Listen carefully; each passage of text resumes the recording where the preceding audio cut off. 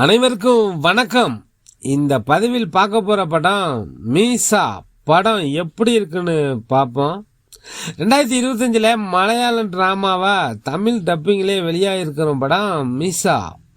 இந்த படத்தோட கதை என்னன்னு பார்த்தோம்னா, கதையில 2 நண்பர்கள், ஒருத்தர் பேரு மிதுன், இன்னொருத்தர் பேரு அனந்து. இவங்க 2 பேரும் நெருக்கமான நண்பர்கள், வேற வேற சாதி சமூகத்தை சேர்ந்தவர்கள். இவங்களுக்குள்ள எந்த ஒரு ஏற்றத்தாழ்வும் கிடையாது. சமூக ஜாதி கட்டமைப்புன்னு ஒன்று இருக்குமே, அது சும்மா விடுமா? அது பல இடங்களில் பல பிரச்சனைகளை உண்டு பண்ணுது. ஒருத்தரோட வீட்டிலேயே இந்த நட்பு தொடர்வதை விரும்பலை, ஒரு மாதிரியாக தான் பார்க்குறாங்க. ஆனாலும் மிதுனும் அனந்தும் இணை பிரியாத நண்பர்கள், ஜிகிரி தோஸ்தா இருக்காங்க. இவங்க 2 பேருமே அவங்களோட ஊர்ல ஒரு அரசியல் பிரமுகர் இருக்காரு, ரகுன்னு பேரு. அந்த ரகுவுக்கு விசுவாசமா இருக்காங்க. ஒடுக்கப்பட்ட சமூகத்தை சேர்ந்தவரான மிதுன் தன்னுடைய ஊரை வளர்ச்சி பாதைக்கு கொண்டு செல்ல விரும்பி புரட்சியை கையில் எடுக்கிறாரு. ஆனா அரசியல் பிரமுகர் ரகுவுக்கு மிதுனோட இந்த புரட்சி புண்ணாக்கு இதெல்லாம் பிடிக்கல. அதனால அவருக்கும் மிதுனுக்கும் இடையில மோதல் ஏற்படுது. மிதுனோட போராட்டத்திற்கு முதல்ல துணை நிற்கிறாரு அனந்து. ஒரு கட்டத்துல தான் ஒதுக்கப்படுவதா நினைச்சு, ஓரங்கட்டப்படுறதா நினைச்சுக்கிட்டு மிதுனுக்கு எதிராக சில சூழ்ச்சிகளை செய்கிறாரு. இப்படி பல துரோகங்கள் தனக்கு இழைக்கப்பட்ட பிறகும் வனத்துறை காவல் அதிகாரியாக பணியில் சேர்கிறார். அங்கு இவரை விடாது துரத்தும் சூழ்ச்சிகள் இவரை எங்கு கொண்டு போய் சென்றது என்பதுதான் இந்த படம் மிசா படத்தோட மொத்த கதையே.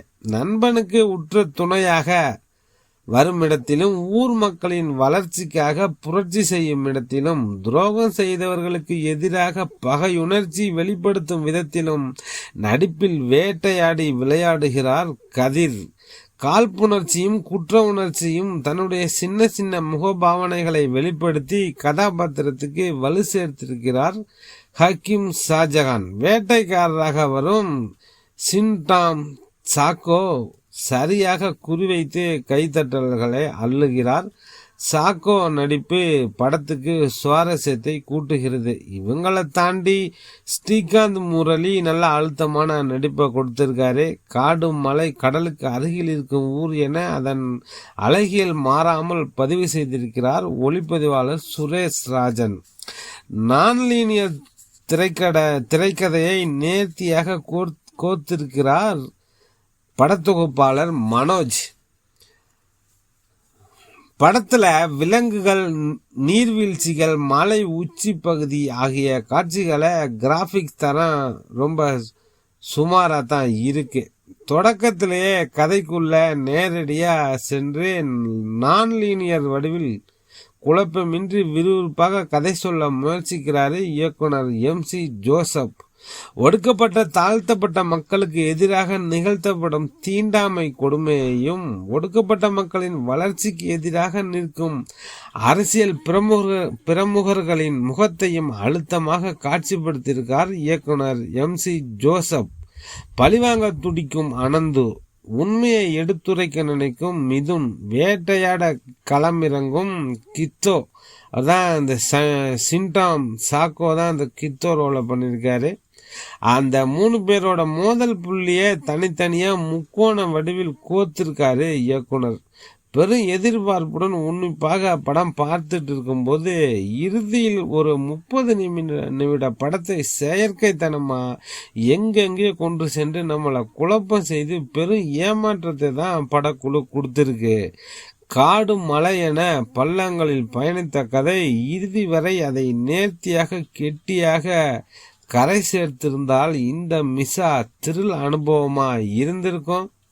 இதுல ஒரு காட்சி, மிதுன் அனந்துக்கு ஃபோன் பண்ணுவாரு, நம்ம மீட் பண்ணி ரொம்ப நாள் ஆச்சு, இந்த தடவை சனிக்கிழமை மீட் பண்றோம், கித்தோவையும் வர சொல்லியிருக்கேன், மான்கறி விருந்து கண்டிப்பா வந்துடுன்னு சொல்றாரு. மான்கறி வெளியில சொல்லிடாத, சோழிய முடிச்சு விட்டுருவாங்க அப்படின்னு சொல்லி ஒரு விஷயத்துக்காக கூப்பிடுறாரு மிதுன்னு. அனந்துக்கு ஒரு டவுட்டு, போவோமா வேணாமா, சரி போவோம்னு நினைக்கிறாரு. இதுக்கப்புறம் ஒரு சம்பவம் இருக்குன்னு நமக்கே தோணுது. நம்ம யூகிக்கிற மாதிரி தான் காட்சிகள் வருது. இவரை அனந்து போகும்போது விசுவலா சில காட்சிகள், கலவரம், ஊரே துரத்துது, அவரு மிதுன அப்படின்னு சில குழப்பமான காட்சிகள்லாம் காட்டுறாங்க.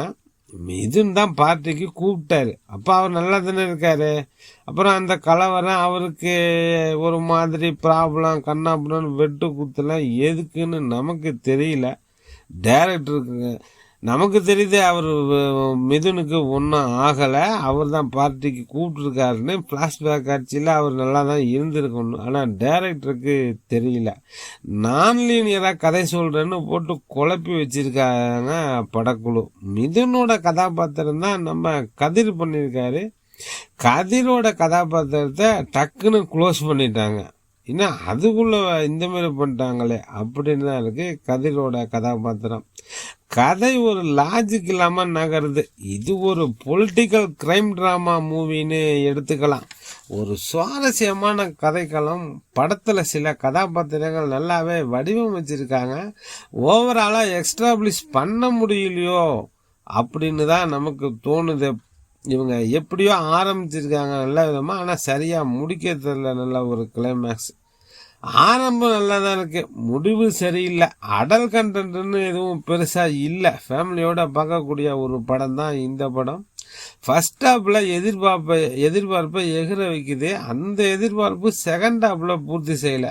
இந்த படம் தமிழ் டப்பிங்ல அவைலபிளா இருக்கு. சன் நெக்ஸ்ட்ல பார்க்கணும்னு நினைக்கிறவங்க இந்த படம் பாருங்க.